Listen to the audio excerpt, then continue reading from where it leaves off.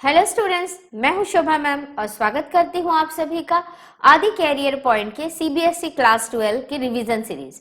और आज हमारा सब्जेक्ट है ज्योग्राफी और ज्योग्राफी के chapter 12 that is geographical perspective on selected issues and problem से मैंने सब टॉपिक लिया है वाटर पॉल्यूशन। ओके, तो इस टॉपिक को आज हम डिटेल में डिस्कस करेंगे और साथ ही साथ ये आपका रिवीजन भी हो जाएगा। Okay, Now, causes behind the declining the quality of water. Quality of water जो है डे बाई डे डिक्लाइन कर रही है। हम सभी जानते हैं कि हमारे पास फ्रेश वाटर अवेलेबिलिटी कितनी कम है। इसके बावजूद जो है कई सारे ऐसे यूज हम कर रहे हैं, कई सारे ऐसे एक्टिविटीज में वी ऑल आर इन्वॉल्व जिससे कि वाटर पॉल्यूशन बढ़ रहा है। ठीक है, तो अब इसमें क्या है, that is indiscriminate use of water, यानी कि वाटर का जस्टिफाइड यूज नहीं हो रहा है। क्यों नहीं हो रहा? Because the population is increasing. Population increase हो रही है तो इसका मतलब क्या है, demand of water is also increasing, है ना। डिमांड ऑफ वाटर भी इंक्रीज कर रही है पॉपुलेशन के साथ। और साथ ही साथ next that is industrial expansion. ठीक है, इंडस्ट्रीज भी बढ़ रहे हैं एंड ऑल दीज एक्टिविटीज यानी कि increasing population and industrial expansion had led degradation of the quality of water considerably. ठीक है, so these activity यानी कि two most important activity that is responsible to lead degradation of the quality of water, that is increasing population and increasing industrial activities or industrial expansion in our country and other countries of the world as well. Okay, now sources of surface water. surface water के sources क्या है? Obviously rivers है, canals है, lakes है. But the problem is what? The problem with these sources is that these are also never pure. Why they are not pure?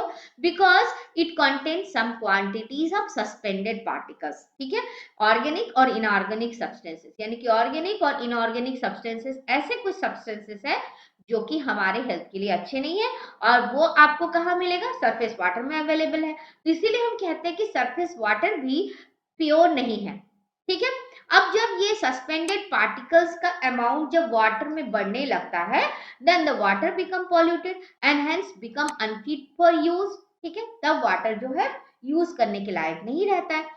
In such a situation, the self purifying capacity of water is unable to purify the water. ठीक है, अब ऐसे condition में जब ये suspended particles बहुत ज्यादा हो जाते हैं, देखिए कुछ अमाउंट तक अगर हो तो आप उसे प्यूरिफाई कर सकते हो। ठीक है, और वाटर खुद भी अपने आप को नेचुरली प्योर करती है। हम सभी को याद होगा कि जब फर्स्ट जो कोविड लॉकडाउन लगा था, हर तरफ जितने भी इंडस्ट्रीज है सारे शट डाउन हो चुके थे।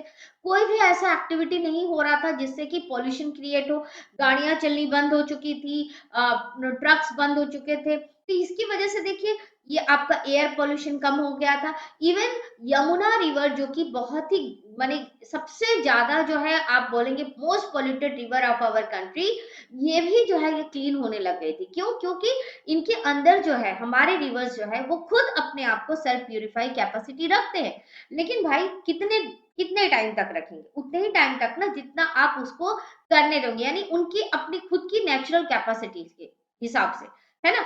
अगर लेकिन आप अगर उतना उसमें ज्यादा से ज्यादा अगर ये ऑर्गेनिक और इनऑर्गेनिक सब्सटेंसेस पार्टिकल्स अगर डालते जाओगे हर दिन के बेसिस पे, एक जरूरत से ज्यादा अमाउंट जाएगी तो सेल्फ प्यूरिफाइंग कैपेसिटी तो वाटर कर ही नहीं पाएगी। वाटर का वो प्यूरिफाइंग कैपेसिटी खत्म हो जाएगा।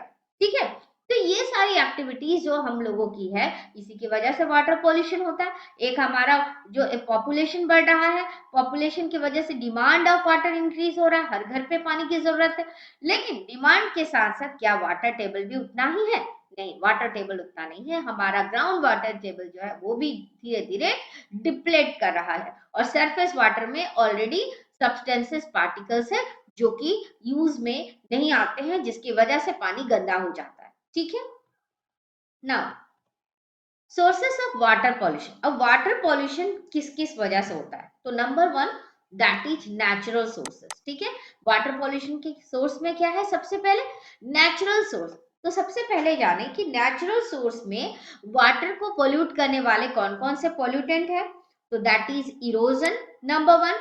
Next landslides, third that is decay and decomposition of plants and animals. अब ये सभी हवा के थ्रू या वाटर के थ्रू बह करके पानी में जाती है, ऑब्वियसली जो है पानी गंदा हो जाएगा। ठीक है, तो ये है आपके नेचुरल सोर्सेस जिसके वजह से पानी जो है वो गंदा होता है, पॉल्यूट होता है। लेकिन इसके अलावा the major source of water pollution that is human activities. Okay, अब ह्यूमन एक्टिविटीज में सबसे पहले industrial activities, next agricultural activities, and the third one that is the cultural activities, and all these activities are responsible for the water pollution. Okay, तो natural sources of water pollution से CBSE ने already question पूछा था, तो आप सभी को पता होना चाहिए कि natural sources of water pollution या फिर नेचुरल पॉल्यूटेंट कौन कौन से हैं। That is erosional activity, landslides and decay and decomposition of plants and animals. Okay, अब ह्यूमन एक्टिविटीज में आपको इन तीनों एक्टिविटीज के नाम अच्छे से पता होने चाहिए, industrial, agricultural and cultural activities. ठीक है, अब हम इन तीनों ह्यूमन एक्टिविटीज को जिसकी वजह से वाटर पॉल्यूशन बहुत ज्यादा होता है, इसे हम सेपरेटली डिस्कस करेंगे। तो सबसे पहले industrial activities responsible for water pollution. अब कौन कौन से ऐसे इंडस्ट्रियल एक्टिविटीज है जिसकी वजह से वाटर पॉल्यूशन हो रहा है, and why these industrial activities are most responsible for the water pollution in a country like India, because industries produce several undesirable products. ठीक है, इंडस्ट्रीज अनडिजायरेबल प्रोडक्ट्स को प्रोड्यूस करती है। अब इन अनडिजायरेबल प्रोडक्ट्स में क्या क्या आते हैं आपके, number one industrial waste, next आपका हो गया पॉल्यूटेड वेस्ट वाटर, यानी कि वो वाटर जो कि इंडस्ट्री जो यूज नहीं करेगी, ठीक है, वो वेस्ट हो गया, केमिकल हो आ गया, उसका कंपोजिशन डस्ट आ गया, इन सब की वजह से तो पॉल्यूटेड वेस्ट वाटर जिसका यूज नहीं है। नेक्स्ट इंडस्ट्रीज और क्या करती है, पॉइजनस गैसेस भी तो प्रोड्यूस करती है, chemical residues, numerous heavy metals, dust, smoke etcetera.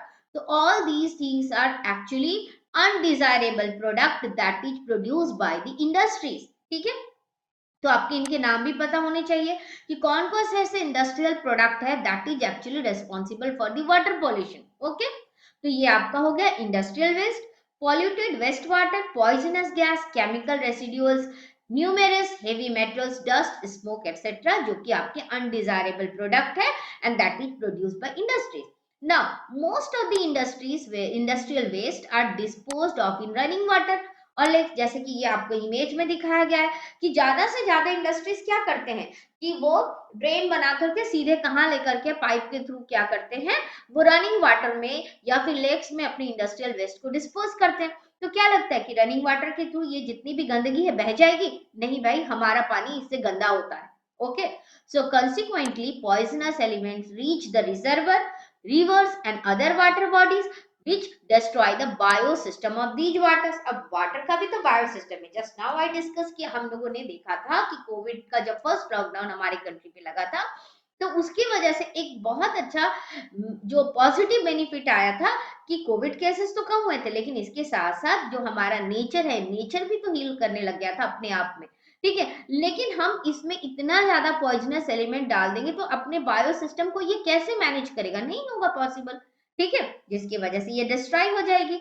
Okay, now and major water polluting industries. अब आपको ये नाम याद रखना है कि name of the major water polluting industries, ये बोर्ड में पूछा गया है। ठीक है, मेजर वाटर पोल्यूटिंग इंडस्ट्रीज क्या है, leather, pulp and paper, textile and chemicals. ठीक है, ये नाम आपको पता होने चाहिए कि इंडस्ट्रियल प्रोडक्ट जो कि आपके वाटर को पॉल्यूट करता है। अब क्यों करता है, बिकॉज इंडस्ट्रियल वेस्ट जो है डिस्पोज्ड होती है, disposed of in running water और लेक्स, और इसकी वजह से पॉइजनस एलिमेंट जो है हमारे रिजर्व्स और रिजर्वर्स और रिवर्स पर पहुंच जाते हैं। ठीक है, अब कौन कौन से ऐसे इंडस्ट्रीज है जिसकी वजह से वाटर सबसे ज्यादा पोल्यूट होता है, तो वह है आपका leather, pulp and paper, textile and chemical industries. Okay, now next one, agricultural activities responsible for water pollution as well। तो ये बहुत इंपॉर्टेंट है, आपको लगेगा कि भाई एग्रीकल्चरल एक्टिविटीज भी वाटर पोल्यूशन के लिए रिस्पॉन्सिबल है, then my answer is yes, agricultural activities भी वाटर पोल्यूशन के लिए रिस्पॉन्सिबल। अब कैसे, अब बताइए, क्या हम अपने ट्रेडिशनल मेथड में खेती करते हैं, क्या हम ट्रेडिशनल मेथड में एग्रीकल्चरल जो एक्टिविटीज को भी कर रहे हैं? नहीं कर रहे हैं। आज की एग्रीकल्चर किस पर बेस्ड है, अब हम लोगों ने अपने जब से HYV सीड्स को हमने यूज करना शुरू किया है, high yielding variety of seeds को यूज करना शुरू किया। इसके लिए क्या लगता है, फर्टिलाइजर्स लगता है, पेस्टिसाइड्स लगता है। तो अब ये सारे क्या है, these are the chemically produce, है ना, तो इसमें केमिकल्स है। अब जब हम इनका छिड़काव करते हैं कीटों को, इंसेक्ट्स को भगाने के लिए, तो ऑब्वियसली ये आपके पत्तों पे तो जाते हैं, साथ ही साथ वो पानी के थ्रू बह करके जो है रिजर्वर्स में, लेक में, इन सभी जगहों पे पहुंच जाते हैं, टैंक्स में भी पहुंच जाते हैं। ठीक है, तो इसके केमिकल्स आपके रिवर्स में, लेक्स में, टैंक्स में पहुंचते हैं और इसकी वजह से आपका पानी गंदा होता है। तो agricultural activity is also very much responsible for actually water pollution in our country, and these chemicals are washed down to rivers, lakes and tanks, and these chemicals also infiltrate the soil to reach the groundwater। ठीक है, अब ये ground water तक पहुंच जाते हैं, जिसके वजह से ग्राउंड वाटर भी पॉल्यूट हो रहा है। So fertilizers induces an increase in the nitrate content of the surface water। ये आपका बहुत इंपॉर्टेंट है कि what activity or the use of what in agriculture increase in the nitrate content of the surface water, that is fertilizers। हम chemical fertilizers use करते हैं, इसलिए कहा जा रहा है प्रेजेंट टाइम पे हम nowadays we are talking about the organic fertilisers के बारे में, ऑर्गेनिक मैन्योर को यूज करने के लिए। और इसमें हमारे कंट्री का एक स्टेट है दैट इज सिक्किम, जो कि पूरी तरह से ऑर्गेनिक मैन्योर को ये यूज कर रहे हैं। ठीक है, तो now the next one, that is cultural activities also responsible for water pollution। yes it is also true। अब बताइए, हम जितनी भी मूर्ति बनाते हैं, पूजा पाठ करते हैं, क्या हम कभी भी वाटर के सेफ्टी मेजरमेंट्स को ध्यान देते हैं? नहीं, मूर्तियां बनाते हैं, पूजा करते हैं और उसमें केमिकल वाला कलर यूज करते हैं और उसे ले जाकर के हम पानी में बहा देते हैं, है ना, डुबा देते हैं, चाहे समुद्र सी हो, ओशन हो या फिर रिवर्स हो। अब इसके वजह से वो कलर का जो केमिकल है आपके पानी पे चला गया।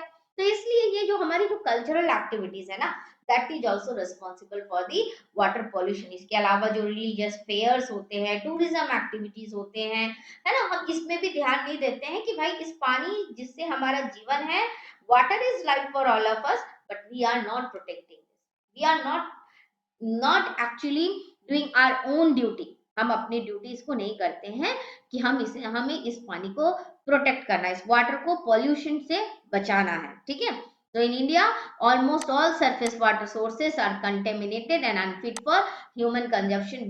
दिस इज वेरी इंपॉर्टेंट कि भारत में लगभग जितने भी सरफेस वाटर है that are actually contaminated and unfit for human consumption. Okay, Now the next one, that is sources of pollution in the Ganga and the Yamuna river। तो हमारे देश की सबसे most two important rivers are that is Ganga and Yamuna, but these two important rivers are really mostly polluted। ठीक है, सबसे ज्यादा polluted है। तो अब हम इसी से रिलेटेड पॉइंट डिस्कस करेंगे कि कौन कौन से स्टेट में ये रिवर जो है फ्लो होती है। तो गंगा यूपी में, बिहार में, वेस्ट बंगाल में। पॉल्यूटेड स्ट्रेचेस क्या है, यानी कि कहां पर ये सबसे ज्यादा जो है इसमें पॉल्यूशन है? तो ये आपका downstream of Kanpur, downstream of Varanasi and Farakka barrage में। Okay, now this one, sorry, this will be nature of pollution. Okay, ये होगा आपका नेचर ऑफ पॉल्यूशन। तो नेचर ऑफ पॉल्यूशन कैसा है? तो इंडस्ट्रियल पॉल्यूशन है, कानपुर से इंडस्ट्रियल पॉल्यूशन होता है। इसके अलावा जो अर्बन सेंटर्स है वो अपने डोमेस्टिक वेस्ट को भी कहां पर रिलीज करते हैं? इस गंगा नदी पर रिलीज करते हैं। And dumping of carcasses in the river. अब बात करते हैं कि कौन कौन से मोस्ट इंपॉर्टेंट सिटीज है जो कि मेन पॉल्यूटर्स है। Okay, that is Kanpur, Allahabad, Varanasi, Patna and Kolkata. And these cities actually release domestic waste into the river। okay, अब बात करते हैं यमुना की। तो Yamuna to particular state that is Delhi, the union territory and Uttar Pradesh. Okay, अब ये दिल्ली पे कहां पर इसका पॉल्यूशन स्ट्रेच है? That is Delhi to confluence with Chambal, जब चंबल के साथ कन्फ्लुएंस होता है। नेक्स्ट क्या है आपका? मथुरा एंड आगरा में। Okay, now nature of pollution क्या है? Extraction of water bye Haryana and Uttar Pradesh for irrigation. Obviously irrigation के थ्रू जो वाटर का एक्सट्रैक्शन होता है हरियाणा और उत्तर प्रदेश से, ये आपका ये पानी चला जाता है यमुना में भी। ओके, नेक्स्ट क्या है? Agricultural run off resulting in high level of micropollutants in the Yamuna. Okay, अब ये एग्रीकल्चरल रन ऑफ में अभी मैंने डिस्कस किया कि agricultural activity is also very much responsible for the pollution, water pollution. तो अब देखिए कि ये जो HIV सीड से सबसे ज्यादा अगर एग्रीकल्चरल एक्टिविटीज होती है तो कहाँ पर होती है? हरियाणा में होती है, पंजाब में होती है, उत्तर प्रदेश में होती है। तो अब ऑब्वियसली ये जो एग्रीकल्चरल रन ऑफ का जो माइक्रोपोलिटेंट लेबर जो है इंक्रीज कहाँ पर होगा? यमुना में होगा। और किन स्टेट्स के थ्रू होगा? हरियाणा एंड यूपी के through. Okay, and third one, that is domestic and industrial waste of daily flowing into the river. So obviously Yamuna का पानी तो गंदा होगा ही। ओके, मेन पॉल्यूटर सिटी की अगर बात करें तो Delhi is the main polluter city, dumping its domestic waste in Yamuna. Now, water pollution and disease. Obviously, water pollution and disease have a very close relation. ठीक है, वाटर पॉल्यूशन और disease का बहुत ही गहरा संबंध है। Water pollution is a source of various water borne disease. अब water borne disease में आप सभी को पता है that is diarrhoea, intestinal worms, hepatitis etcetera. ठीक है, and the World Health Organization shows that about 1/4 of the communicable disease in India are waterborne. तो ये आपके लिए बहुत इंपॉर्टेंट है, इस पॉइंट को आप पढ़िएगा कि वर्ल्ड हेल्थ ऑर्गेनाइजेशन ने क्या सजेस्ट किया है, कि कहा है कि जो हमारे भारत में कम्युनिकेबल डिजीज जो होती है उसका 1/4 जो डिजीज है दैट इज वाटरबॉर्न। ओके, और आपको ये भी नाम याद रखना है कि the name of the waterborne disease. Okay, though river pollution is common to all rivers, yet pollution of river Ganga flowing through one of the most populous region of India has caused great concern among all. ठीक है, तो सबसे important बात यह है कि water pollution हर एक river पे है, ऐसा कोई रिवर नहीं है कि जो पॉल्यूटेड नहीं है। लेकिन हम क्यों गंगा के बारे में बात करते हैं? भाई गंगा इज वेरी इंपॉर्टेंट। तो भाई गंगा जो है सबसे ज्यादा स्टेट्स को कवर करती है। अब आप सोच लीजिए यूपी का पॉपुलेशन, बिहार का पॉपुलेशन, वेस्ट बंगाल का पॉपुलेशन, यानी जितनी ज्यादा ये स्टेट्स को कवर करती है उतनी ही ज्यादा पॉपुलेशन को कवर करती है। अब बताइए कि गंगा का पानी पॉल्यूट होगा तो ऑब्वियसली सबसे ज्यादा इंडिया का पॉपुलेशन भी तो सफर होगा। इसलिए Ganga is the very most important concern कि क्यों हमें गंगा पर बहुत ज्यादा ध्यान देना है। ठीक है, so to improve the condition of river, national mission for clean Ganga was initiated. ये बहुत इंपॉर्टेंट है। For what purpose National Mission for Clean Ganga was initiated? It was initiated to improve the condition of river Ganga. And what is the program that is launched by the central government? That is the Namami Gange program. Okay? Namami Gange programme. क्यों? क्योंकि भाई अब हमारे देश में इस तरह के वाटर बॉर्न डिजीज को हमको कंट्रोल करना है, और कंट्रोल तभी कर पाएंगे जब हम गंगा के पॉल्यूशन को भी कंट्रोल कर पाएंगे। बाकी बाकी जितने भी रिवर्स हैं उनके भी पॉल्यूशन को कंट्रोल करना है, लेकिन गंगा सबसे ज्यादा पॉल्यूटेड पॉपुलेशन वाले स्टेट को जो टच करती है, सबसे ज्यादा पॉपुलेशन इससे अफेक्टेड होते हैं, तो इसलिए गंगा को क्लीन करना सबसे ज्यादा इंपॉर्टेंट है। और साथ ही साथ इसका अपना ट्रेडिशनल स्पिरिचुअल जो है कल्चरल इन्फ्लुएंस भी है, गंगा का टच है इसके साथ हमारा। ओके, ना नमामि गंगे प्रोग्राम, तो नमामि गंगे प्रोग्राम से आप लोगों के लिए इंपॉर्टेंट क्या है? इंपॉर्टेंट है आपको इसके ऑब्जेक्टिव्स को लर्न करना। Okay, so the union government has launched the Namami Gange program with the following objectives. Number one, what? Developing sewerage treatment systems in town. ये जो टाउन में सीवरेज सिस्टम है जिसके थ्रू जितने भी जो अर्बन वेस्ट वाटर जो है वो कहाँ पहुंचती है? रिवर गंगा में, उसको कंट्रोल करना है। साथ ही साथ मॉनिटर करना है इंडस्ट्रियल एफ्लुएंस को, जो कि इंडस्ट्रीज के जो डेंजरस प्रोडक्ट जो कि पानी पे जाने से पानी के लिए सबसे ज्यादा प्रॉब्लमेटिक है, पॉल्यूशन सबसे ज्यादा क्रिएट करते हैं, इनको भी मॉनिटरिंग करना, उनका फिल्टरिंग होना चाहिए। डेवलपमेंट ऑफ रिवर फ्रंट, ठीक है, अब ये जो नदियां जो बह रही है इसके किनारे रिवर फ्रंट को डेवलप करना। Okay, afforestation along the bank of increase biodiversity, ठीक है, एफोरेस्टेशन करना रिवर बैंक के किनारे ताकि हम बायोडाइवर्सिटी को इंक्रीज कर पाए। Cleaning of the river surface, development of Ganga grams in Uttarakhand. This is very important कि आपको ये नाम याद होने चाहिए कि अब नमामि गंगे प्रोग्राम्स के through in which state the Ganga grams will be developed. Okay, तो गंगा ग्राम्स कहाँ कहाँ पर सेटअप किए जा रहे हैं? Uttarakhand, UP, Bihar, Jharkhand and West Bengal. ठीक है, एंड द मोस्ट इंपॉर्टेंट जिसके बिना कोई भी प्रोग्राम सक्सेसफुल नहीं हो सकता है, that is creating public awareness to avoid adding pollutant into the river even in the form of rituals. यानी कि रिचुअल्स के थ्रू भी भाई आप गंगा में या किसी भी नदी को गंदा नहीं कर सकते हो, क्योंकि आपको रिचुअल्स में आपको ये भी ध्यान देना है कि इस पानी की सेफ्टी हमारी जिम्मेदारी है। केवल रिचुअल्स को सेलिब्रेट करना इज नॉट इम्पॉर्टेंट, क्योंकि पानी है तो ही हमारा जीवन है, तभी कल है, ठीक है, नहीं तो हम कल तक नहीं जी पाएंगे। ओके, तो आई होप कि आपको ये पूरे पॉइंट समझ में आ गए होंगे। सारे इंपॉर्टेंट पॉइंट्स मैंने डिस्कस कर लिया, जिससे आपके क्वेश्चंस बनेंगे कि सबसे पहले हमने क्या क्या देखा। एक बार हम रिकैपिचुलेट कर लेते हैं। हमने देखा कि कॉजेस बिहाइंड डिक्लाइनिंग, ठीक है, what we studied causes behind declining. Declining किसका? Declining of the quality of water, ठीक है। नेक्स्ट क्या है? सोर्सेस ऑफ सरफेस वाटर, जिस पर आपका क्वेश्चन हो सकता है, बहुत ही बेसिक क्वेश्चन है, सबको पता होना चाहिए। Okay, sources of surface water, इसे आप लिख लीजिएगा कि क्या क्या सोर्सेस है सरफेस वाटर के। एंड नेक्स्ट इंपॉर्टेंट चीज जिसकी आपको जरूरत है कि the self purifying capacity of water is unable to purify the water, why, ये कारण क्या है इसके पीछे, ये भी आपको पता होना चाहिए, कॉजेस भी हैं। नेक्स्ट आपको देखना है, that is very important, types of water pollutant, ठीक है, टाइप्स ऑफ वाटर पोल्यूशन, की वाटर पोल्यूशन किसकी वजह से हो रहा है, इसके कॉजेस क्या है, ये आपको जानना जरूरी है। अब आपको नेचुरल जो सोर्सेस है वाटर पोल्यूशन के, उनका आपको एग्जांपल्स पता होना चाहिए, जो सीबीएसई ने ऑलरेडी बोर्ड में पूछा है, ठीक है। इसके अलावा human activities, how human activities are also responsible for the water pollution, ये आपको पढ़ना है। आपको नाम पता होने चाहिए सॉरी, आपको नाम पता होने चाहिए कि इंडस्ट्रियल एक्टिविटीज के थ्रू कौन कौन से वाटर पॉल्यूटेंट जनरेट होते हैं, उनके नाम आपके बोर्ड एग्जाम में पूछे जाएंगे। How agriculture is also responsible for water pollution in our country, and why cultural activities are also a threat to water pollution, ठीक है, also a cause behind the water pollution. Okay, इसके अलावा main polluter cities के नाम आपको पता होने चाहिए, कौन कौन से मेन पॉल्यूटर सिटीज है, इनके नाम को आप पढ़िएगा।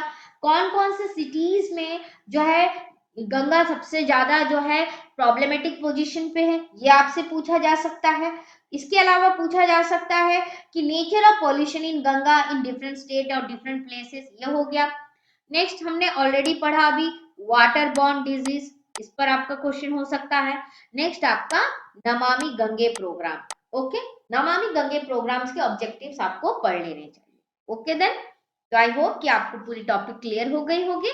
तो नेक्स्ट वीडियो में फिर हम मिलते हैं जल्दी, तब तक के लिए बाय बाय एंड